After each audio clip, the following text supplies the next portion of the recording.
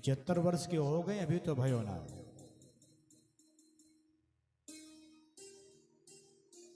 एक बार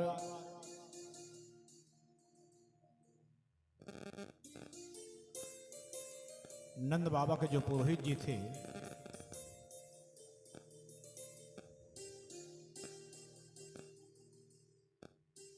सांडिल मुनि के पास जब गए नंद बाबा, बोले कि महाराज 75 वर्ष के हम हो गए, अभी तो कोई लाला भयो ना है। तो सांडिल मुनि ने कहा कि महाराज ऐसा करिए ना, कोई अनुष्ठान करो, संतान गोपाल का अनुष्ठान करो, तो निश्चित आपके यहाँ संतान का जन्म हो जाएगा, इसमें संशय नहीं है। तो नंद बाबा ने कहा कि महाराज मैंने क्या बनाया कि दूध दही कोई कमी नहीं है, भगवान के आशीर्वाद से सब घर में भरा हुआ है, जब इच्छा हो तत्काल प्रारंभ कर दीजिए।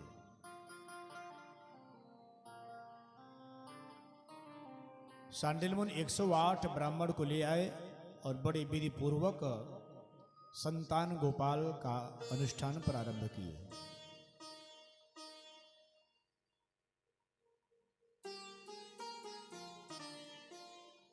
देवकी सुत गोविंद वासुदेव जगतपते,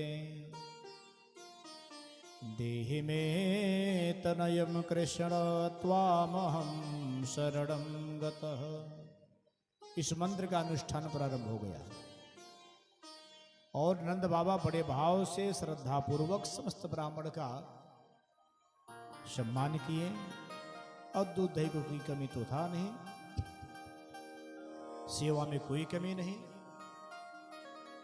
और यज्ञ जो है संपन्न हुआ। जैसे यज्ञ संपन्न हुआ, अब सबको ऐसा लगे कि निश्चित लाला का जन्म हो जाएगा, इसमें संशय नहीं है। गोकुलवासी बड़े प्रसन्न हो गए। नंद बाबा की 2 बहन थी, नंदा और सुनंदा। नंदा सुनंदा को जैसे पता चला कि लाला होने को है, तो वह 6 महीने पहले आकर के भाभी की खूब सेवा कर रही है। इसलिए सेवा कर रही है कि जो नवलखा हार है, यदि लाला हो गया तो मेरा पक्का, निश्चित पक्का। भाई हर भाई की बहन की इच्छा होती कि बेटा हो जाए तभी मिलेगा, और बिटिया होने से तो मिलेगा नहीं। इसलिए नंदा सुनंदा 6 महीने पहले आकर खूब भाभी की सेवा कर रही है।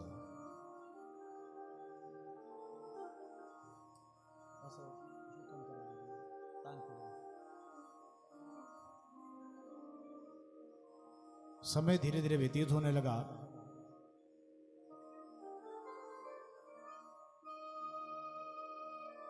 एक बार प्रातः काल की वेला में सुनंदा देखी कि भाभी तक उठी नहीं, 8 बज गया है, भाभी सोई रही है।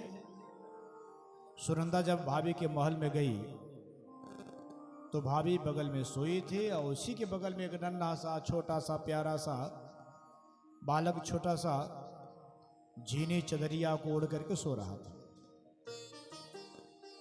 नंद बाबा कब आए कब अदरा बदरी कर गए किसी को पता नहीं चला। यशोदा मैया के यहां माया रूपी कन्या का जन्म हुआ था, और उसको वसुदेव जी महाराज लेकर चले गए, इधर पर लाला को सुला दिए। सुनंदा बड़ी प्रसन्न हो गई, हे भगवान तैने बढ़िया सुनी। अब डर लग रहा है कि लाला है कि लाली है, बिटिया है कि बिटवा है, यह डर लग रहा है उसको। बार बार भगवान से प्रार्थना करे, हे प्रभु आप तो जानते थे कि हम क्यों सेवा कर रही थी भाभी की, बिटिया होने से कोई तकलीफ तो नहीं है, लेकिन वह हार नहीं मिलेगा। अगर कहीं बेटा हो गया तो निश्चित हार वह पक्का हो गया। बार बार चदरिया को हटाकर मुखड़ा देख रही, फिर ढक रही है, फिर हटाकर मुख देख रही, फिर ढक रही है। अब की बार 21 बार हरि शरणम का जप करके पूरा चदरिया हटा दी, और लाला का मुखड़ा दिख गयो। बोल नंद के लाला के जय हो। बड़ी प्रसन्न हो गई, वह थाली बजाने लगी, बधाई हो बधाई हो। अब खोज रहे कि नंद बाबा कहाँ हैं, भैया कहाँ हैं हमारे, मालिक तो भैया है ना। थाली बजा रही है, गांव गांव घूम रही है, भैया हमारे कहाँ है, और नंद बाबा कहीं पता नहीं चल रहा है। अब जब गांव वाले पूछते थे अरे बाना कहा भयो, तो बोले कछु न भयो। तब काहे थाली बजा रही हो। सुनंदा को यह डर था कहीं यह समाचार दूसरा कोई भैया के पास पहुंचा देगा तो शायद उपहार उसी को मिलेगा। वह किसी को नहीं बताए कि लाला भाई।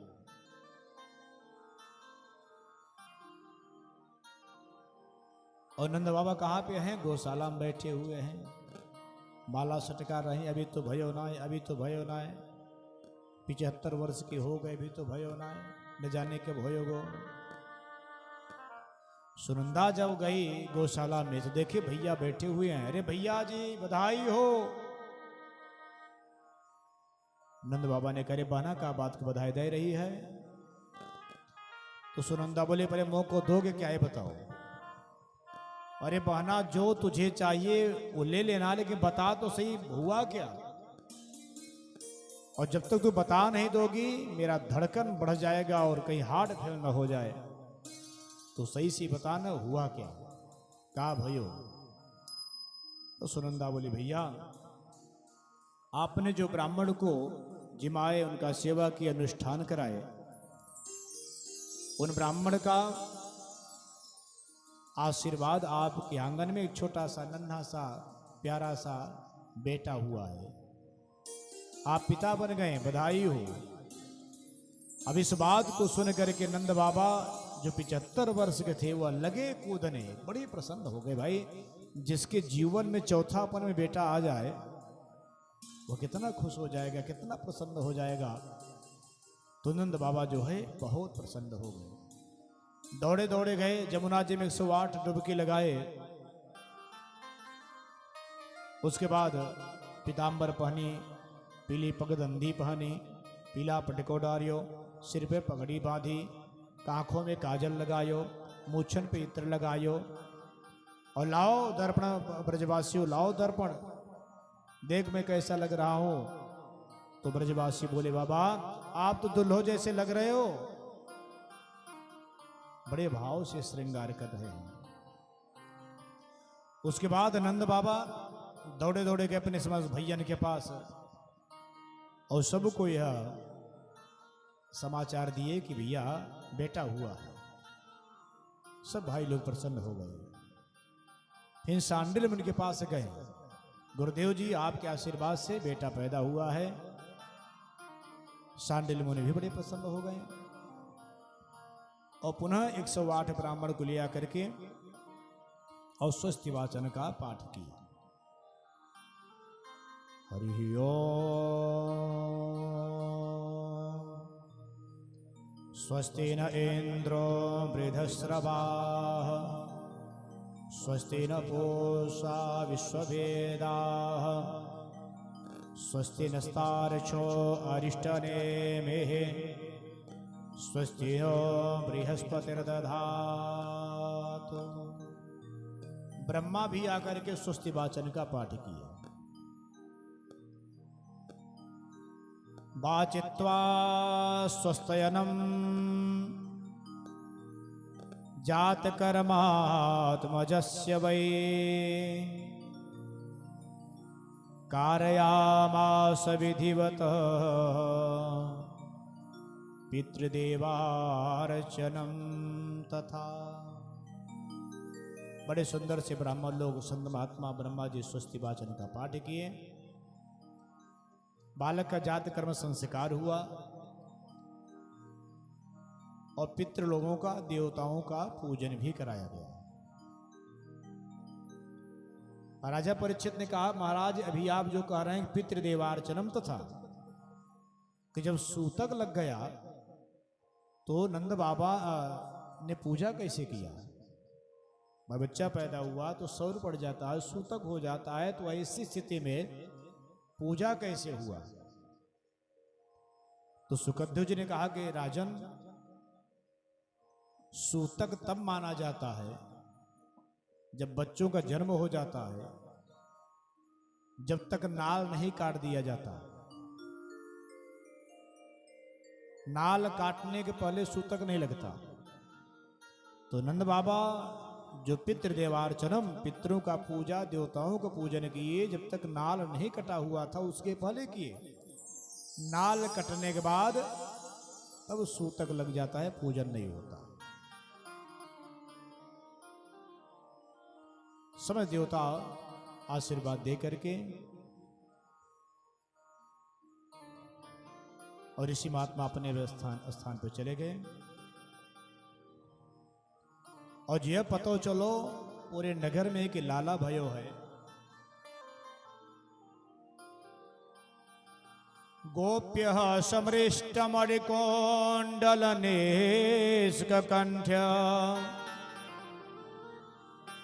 चित्रांबरा पथिशिखा चित्तमाल्यवर्षा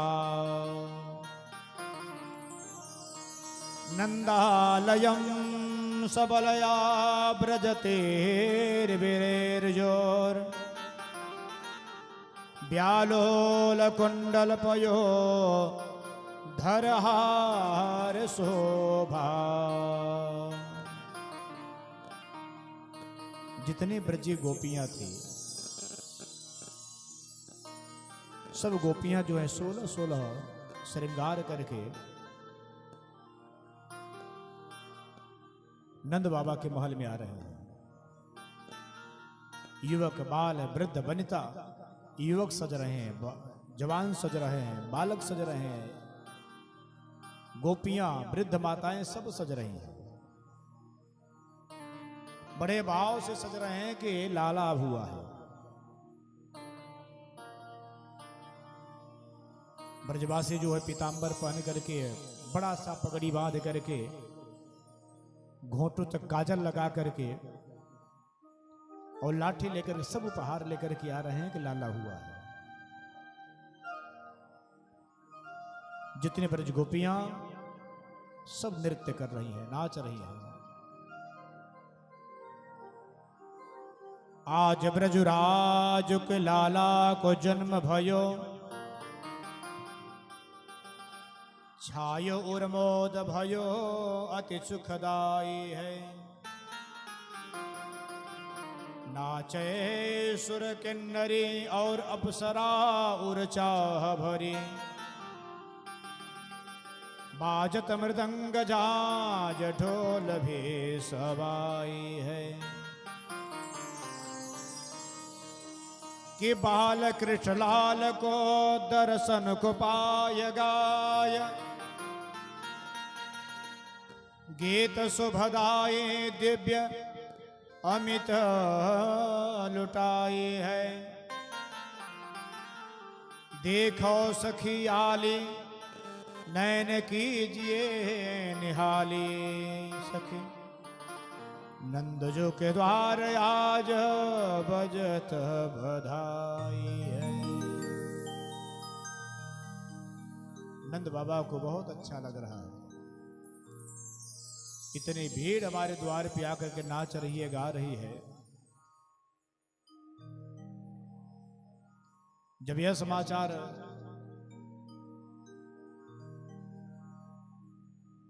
राधा रानी गांव पहुंचा तो राधा रानी के माता पिता सब जो है उपहार लेकर के आ रहे हैं। बड़े बड़े पारात में माखन, दही, दूध, अबीर, गुलाल ये सब लिया करके एक दूसरे के ऊपर फेंक रहे हैं। इतना सुंदर जो है वहां पे उत्सव मनाया जा रहा है।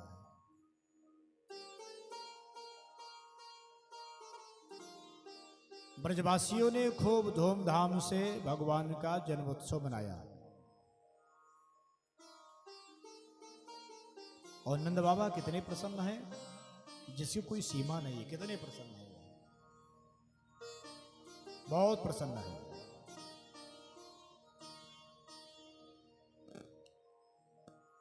नंदस्त्वात्मजम उत्पन्ने जाता ह्लादो महामना, आहूय विप्रान वेदज्ञान स्नातः सुचिरलंकृत।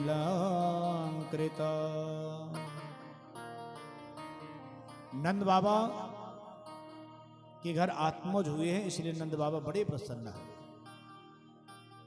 बहुत प्रसन्न है नंद बाबा। और महान हो गए हैं, बड़े बड़े देवज्ञ वेदज्ञ ब्राह्मणों को बुला करके नंद बाबा ने बहुत सा धन दिए, दान किए।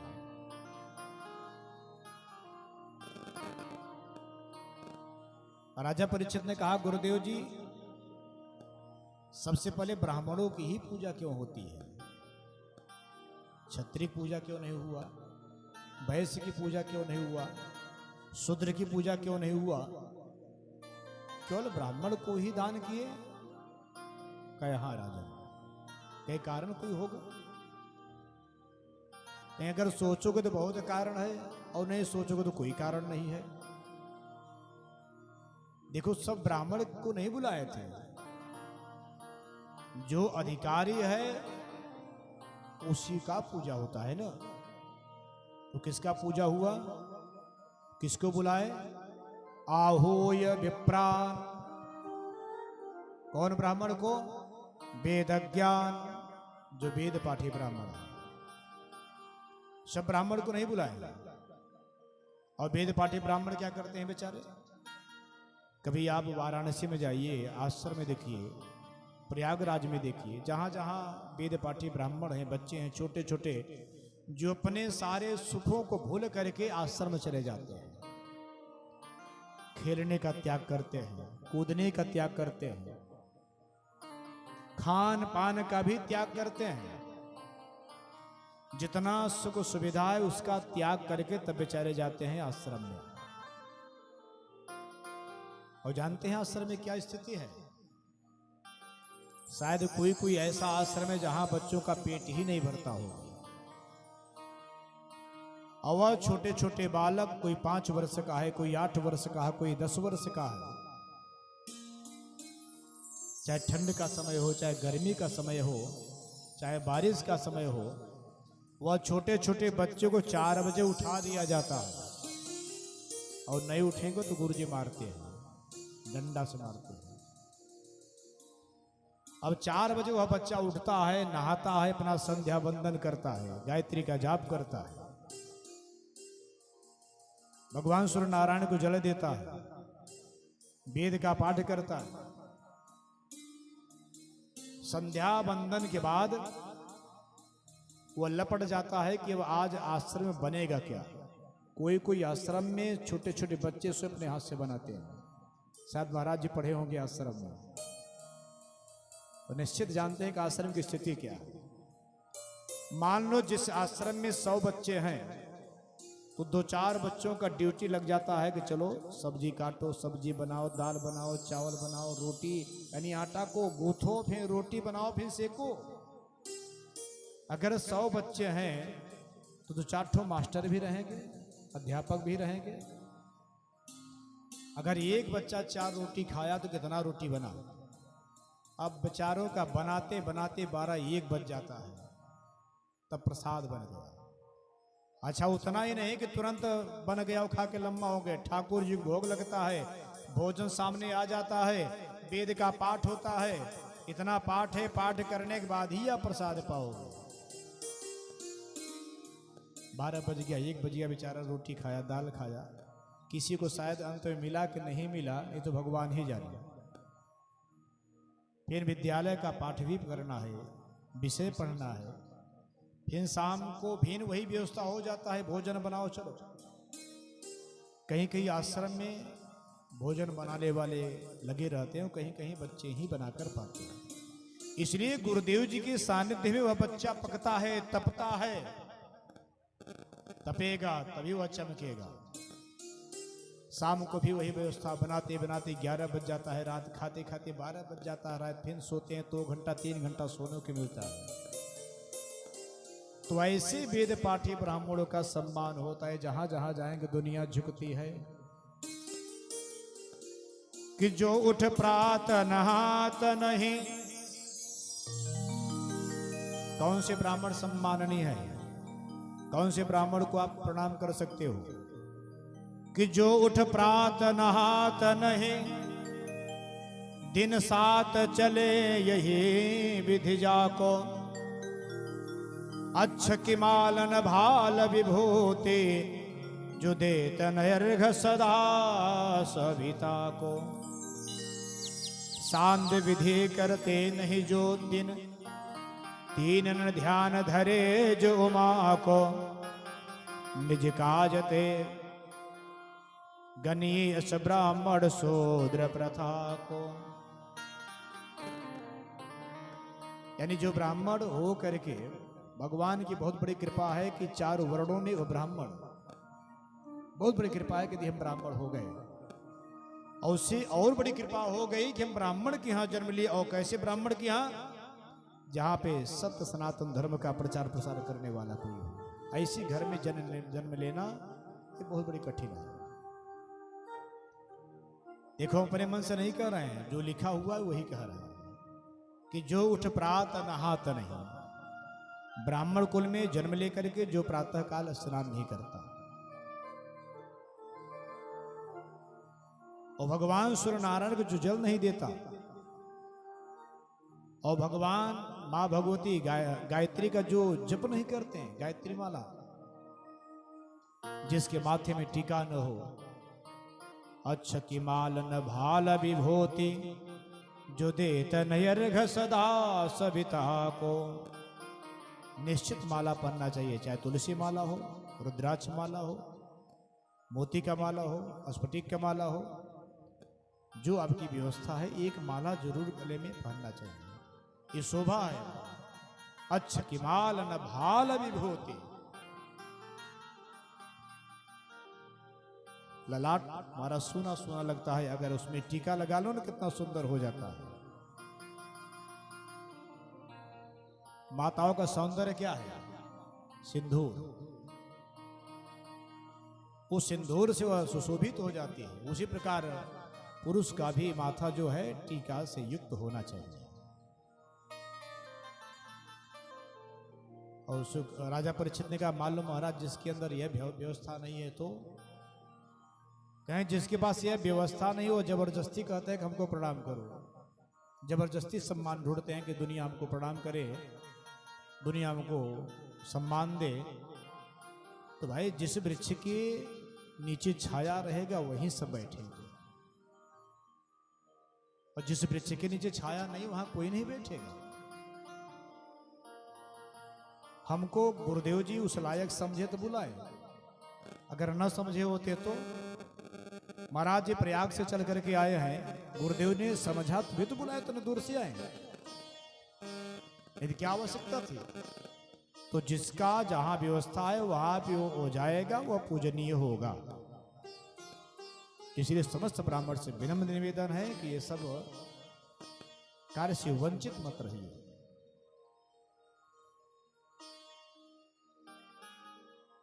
बोलो जगन्नारायण भगवान की जय।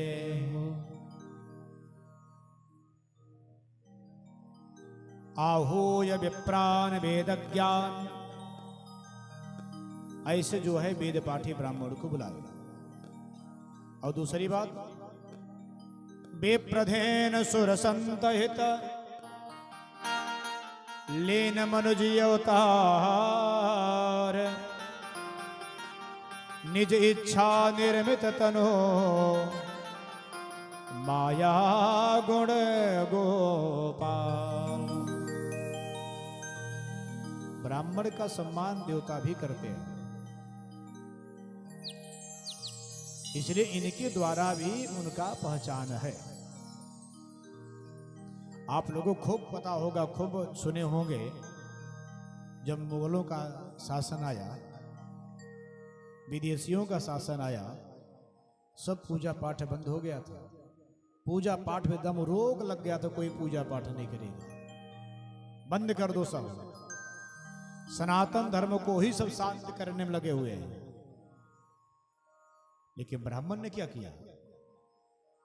ब्राह्मण ने कहा अपने जजमान से, जजमान तुम चिंता मत करो, यदि वह मंदिर में जाने से रोक रहे हैं, मंदिर को विध्वंस कर रहे हैं, तो अपने घर में ही मंदिर बनाओ। और कितनी सुंदर पद्धति, यानी एक चौकी रखो, चौकी पे केले का पेड़ बांध दो, 4 ठो पत्ता लगा दो, मंदिर बन गया। ओम शालिग्राम भगवान को लाग रहे हैं। यही हम लोग बैठ करके भगवान का पूजन करेंगे, सत्यनारायण जी का पूजन करेंगे, अपनी आंगन में बैठ कर करेंगे। इतना भय था, इतना डर था कि जो पूजा करेगा उसका सर कलम कर दो। लेकिन ब्राह्मण जो है सनातन धर्म को आगे बढ़ाते हुए छुप छुप करके घर में ही भगवान का पूजन करना प्रारंभ किया, अपने घर में करो। ऐसे ब्राह्मणों का सम्मान होता है जो सनातन धर्म को जीवित रखे हुए हैं। विप्रधेनु सुर संत 4 है ना, और दूसरी तरफ क्या है, धर्म अर्थ काम मोक्ष, दोनों तरफ बराबर है। तो राजा परीक्षित ने कहा महाराज इसका मतलब क्या हुआ, धर्म अर्थ काम मोक्ष अभिप्रधेनु सुर संत, ये चारों का मतलब क्या है? तो सुकद्दू जी ने कहा कि राजन पहले स्थान पे क्या है, धर्म अर्थ काम मोक्ष, धर्म, और इधर क्या है, विप्र। जो ब्राह्मण होते हैं वो धर्म का प्रचार प्रसार करते हैं, धर्म का प्रतिनिधित्व करने वाला ब्राह्मण, और धर्म के आचरण पे चलने का ज्ञान देता है, और समाज को धर्म के बारे में बताता है। भैया अच्छा कर्म करो तो सुखी रहोगे, बुरा कर्म करोगे उसका परिणाम जो है गंदा होगा। ये ब्राह्मण सिखाते हैं, इसलिए सिखाते हैं वो सुबह स्नान करते हैं, भगवान का भोग लगाते हैं, भगवान को स्नान कराते हैं। और दूसरा क्या क्या करता है, अब चाहे 10 बजे नहाए, चाहे 12 बजे नहाए, पूजा करे चाहे मत करे, नहा करके अपना काम किया, भोजन करके लंबा। तो ठीका कौन लिया है? भगवान को ही ठीका मिला हुआ है ठाकुर जी का पूजन पाठ करने का। तो धर्म का प्रतिनिधित्व कौन करता है? ब्राह्मण। विप्र इधर अर्थ धर्म, और दूसरे स्थान पे कौन है? विप्र। धेनु दूसरे स्थान पे धेनु है, और दूसरे स्थान पे क्या है? धर्म अर्थ। तो यदि हम गाय का सेवा करेंगे, गाय का पालन करेंगे, तो गाय से हमको क्या मिलता है? दूध, दही, घी, मक्खन, गोमूत्र, गोबर, इसकी व्यवस्था गाय से हमको मिलती है। और जब यह व्यवस्था हमारे घर में भरा रहेगा तो घर की अर्थव्यवस्था भी बहुत बढ़िया बनता रहेगा। अगर मान लो आपके यहाँ चावल सब्जी नहीं बना, दाल नहीं बना, तो क्या करते हैं? घी लगाकर बढ़िया रोटी भी छान करके मस्त हो जाते हैं। कभी दूध से ही, दही से ही चावल खा के मस्त हो जाते हैं, माठा पीकर मस्त हो जाते हैं। मेहमान भी आए, चाय पिलाओ तो भी मस्त हो गया। और कहीं चाय काली मिल गई तो वो समझ जाएगा इसके यहाँ है नहीं दूध की व्यवस्था। तो गाय का यदि पालन करेंगे तो उस गाय के पालन से हमारे घर का अर्थव्यवस्था चकाचक बना रहेगा।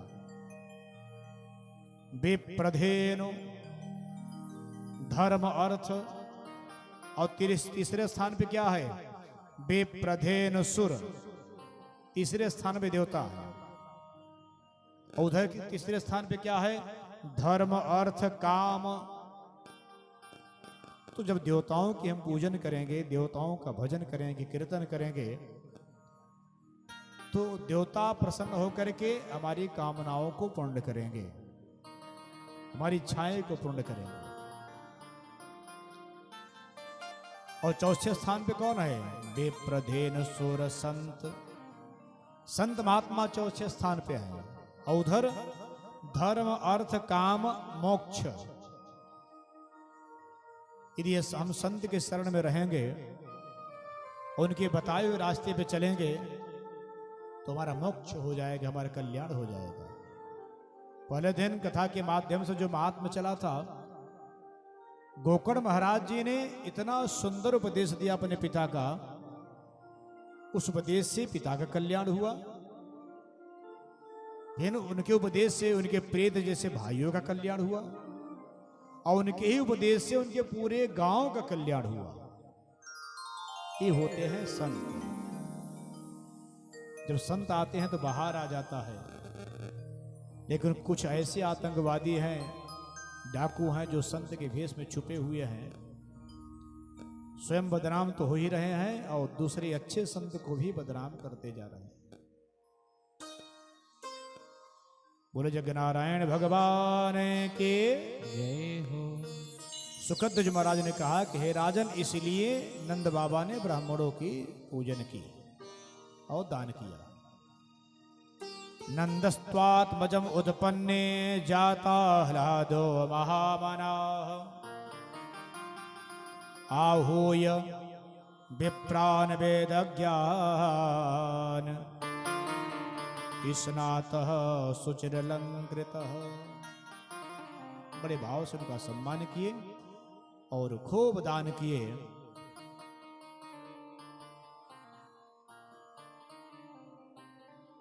2 लाख गाय का दान किए। धेनु नाम नियुते प्रादात विप्रेभ्यो समलंकृताय। यानी वेद पाठी ब्राह्मण को बुला करके 2 लाख गाय का दान कर दिए। और गाय कैसी है? बड़ी सुंदर सुंदर स्वस्थ, जो दूध देने वाली है। सोने का सींग बनवा करके, चांदी का खुर लगवा करके, दोहनी पात के साथ रेशमी वस्त्र से सुसज्जित, अलंकार से युक्त ब्राह्मण को इतना दक्षिणा दी और दान किया। और क्या दिए? तिलाद्रीन सप्त, 7 जो है तिल का पहाड़ बना बना करके दान किए। इतना दान किए महाराज जी। गोपियों के मन में कितनी खुशी है कि नंद बाबा के यहां लाला हुआ है और नंद बाबा खूब दान कर रहे हैं। कितने हजार ग्वाल बाला करके नाच रहे हैं, कितने हजार उपहार लेकर के जा रहे हैं और कितने हजार आने की तैयारी कर रहे हैं। नंद बाबा अपने 16 दरवाजों से 16 प्रकार का दान कर रहे हैं। हर द्वार से हर प्रकार का उपहार दान कर रहे हैं।